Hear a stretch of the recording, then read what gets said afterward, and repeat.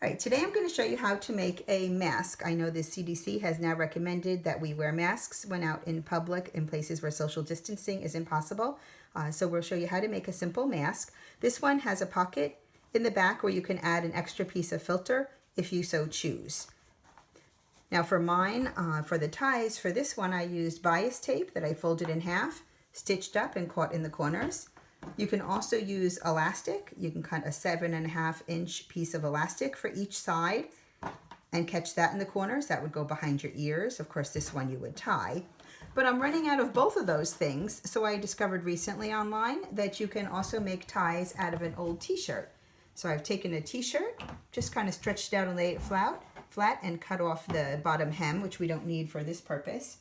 And I'm going to cut a strip of t-shirt off. They say the minimum is about 5 millimeters wide. Otherwise, for our purposes, it'll tear if you go any narrower. I'm cutting mine actually just shy of maybe an inch. Just cut all the way across your t-shirt. You can cut one end. Now, there are lots of demonstrations of this online. If you have a rotary cutter, it's very simple. If you would like, you can actually fold this in a certain way and cut it to have one long strand from the t-shirt. For our purposes, we don't need to do that because we're only going to use short pieces. But once you get that strip, you're going to just tug on it, just pull it, and you can see that it curls it up a bit and it has some give to it. Just tug and pull so you get this tube, and that's it. That's the tie. We're going to cut it about 20 inches or so for each corner of our mask. So from one piece here, I'm going to get probably about 3 ties. Depends on the size of your t-shirt. So for our fabric, it's best to use a tight woven fabric, a tight cotton fabric perhaps would be good. A quilting fabric is great. Old sheets and pillowcases they're saying you can use. Something that you can breathe through, but that has a tight weave so it can catch any particles. For the front, we're going to cut a piece 6 inches by 9 inches. Now, I do like to make mine with an extra lining. I figured double, 2 pieces are better than 1. So if you want to do that, then cut 2 of these, 6 by 9. And then for the back, we're going to definitely cut 2 in a contrasting fabric so you can tell the front from the back very easily. About 4.5 inches by 9 inches, and we want 2 of those pieces. So here's my fabric cut out. I have my front, I have a contrasting lining, and I have my 2 back pieces. We're going to take the back pieces and fold down about 1/4 inch on each of the back pieces, and you're going to stitch across that. You can iron it first if it's easier for you. And the same thing on the other one here. So 2 back pieces, and we're going to fold them down and stitch across, which I've done already on this. Okay. Now, if you'd like, you can add a piece of pipe cleaner in at the nose, at the top of it, so that someone can mold this around their nose to hold it a little bit tighter. If you're going to do that, you'll take each end of the pipe cleaner and just bend it down. I've already done the other end on this one. Just bend it down so that it doesn't poke someone into the nose. You'll lay it, your front piece on top of your lining with the right side up. Lay your nose piece on there, and you can mark with a pencil or a pin where the ends of that will be. And we're going to sew a channel in there for our nose piece. And this is optional. You don't need to do this, but if you'd like, you can do that. So in this one, I've already inserted the nose piece, but you can see the channel. I sewed up, over, and down to make a channel. When I pull my fabric open, there's a little pocket in there, and I slipped my piece of pipe cleaner right into that pocket, into that channel, and then you can actually take your machine and sew it closed right here if you choose to do that. Now, to catch my ties in there, what I have done, and I'm going to undo this one so I can show you the steps to it. Okay, and this top part I've already done. You're going to put the right side of your material up, the right side down on your back pieces, so that hem is facing up to you. We're going to take a piece of our tie, roll it up, and this part I've already done, but you're going to repeat it at all 4 corners, exactly what I'm doing here.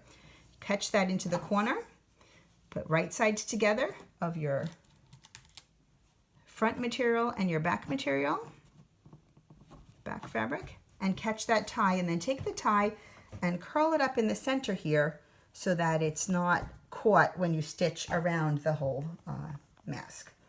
And then we do that in this corner down here. And we take a pin and we pin it in there. Whoop, we've got 2 pins there.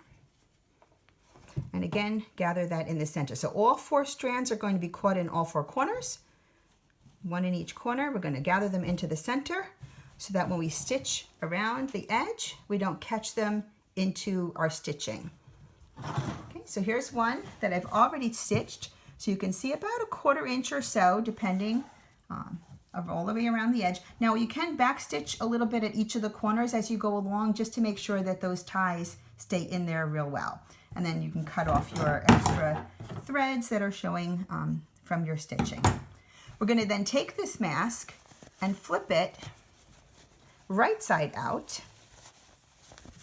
And we can use our ties here at the corners to pull, and I'm going to show you how to make the pleats. So take that over to your ironing board.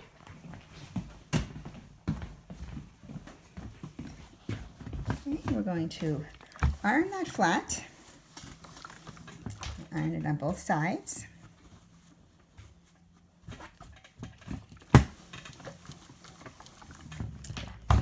And what we're going to do now is to fold in our pleats, and we want 3 pleats on our mask. So we're going to take a little bit at the bottom, fold it up. You can iron that flat if you like. That sometimes helps to hold it in place while you sew. And you're going to put a pin in each of those pleats.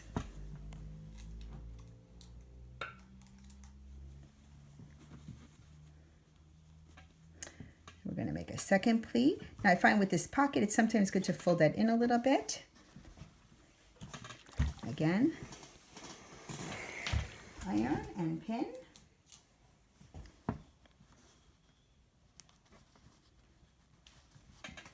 Right here and here. And then you're going to repeat that a 3rd time right here. Okay, and I have one that I already did. So it's all pinned and ready to be sewn. And the next step is going to be to sew very close to the edge all the way around, just a top stitch. So all the way around your mask. So you can work on either side, whichever you want, but all the way around. You can do a second row of stitching on either end to hold those pleats in place if you so choose. And once you do that, you'll come and iron it. Pull out your pins. And we'll go back to show you this one, and your mask will look essentially like this. So I've top stitched this one all the way around. Okay, I have my ties caught in place, and that is my completed mask. So I hope this was helpful to you. I hope that you can make some masks of your own, and good luck and be well.